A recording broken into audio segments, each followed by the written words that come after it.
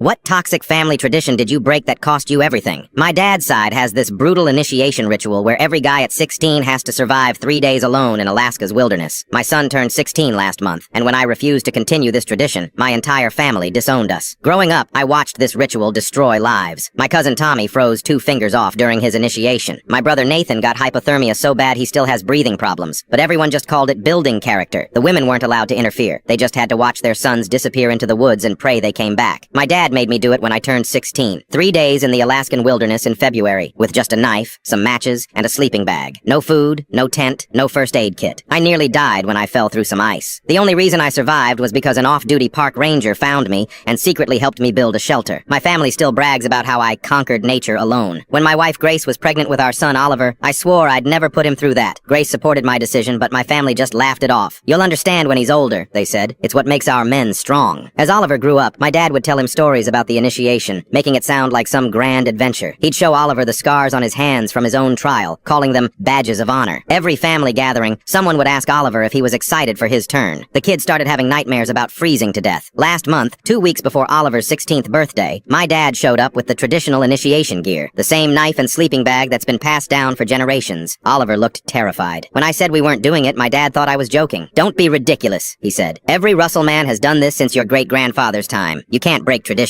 I told him times had changed. We didn't need to risk our children's lives to prove they were men. That's when things got ugly. My dad called Grace a weak city girl who had ruined his grandson. He said Oliver would grow up soft and useless. My brother Nathan, who still has lung damage from his initiation, backed my dad up. Said I was spitting on our heritage. I lost it. I pulled up the medical records from Tommy's finger amputations, Nathan's hospital stays, and my own near-death experience. Showed them the thousands in medical bills our family had paid just to maintain this dangerous tradition. Dad knocked the papers out of my hand. "You ungrateful little shit," he growled. "I raised you better than this." Then he tried to grab Oliver, saying he'd take him to Alaska himself. That's when Grace stepped in, phone in hand, telling them she'd already reported the situation to child services. The family exploded. Aunts, uncles, cousins, everyone turned on us. They said we'd betrayed the family legacy. My mom, who'd watched 3 sons go through this torture, just sat there crying about how I'd destroyed everything. We got flooded with angry calls and messages. Oliver's cousin stopped talking to him at school. Someone vandalized our car with the word coward scratched into the paint. My dad even tried to get me fired, calling my boss to say I was mentally unstable. Last week, my brother Nathan ended up in the hospital again with pneumonia complications from his initiation damage. Even then, he refused to see how messed up the tradition was. Yesterday, I got a letter from my dad's lawyer. He's written Oliver out of his will unless we agree to the initiation. The family's backing him up, saying we can either man up or get out. Fine by me. I'd rather my son be alive and soft than dead and strong. The only one who's reached out in support is that park ranger who saved my life 20 years ago. He's retired now, but sent me a long email saying I did the right thing. Said he'd pulled too many frozen bodies out of those woods all because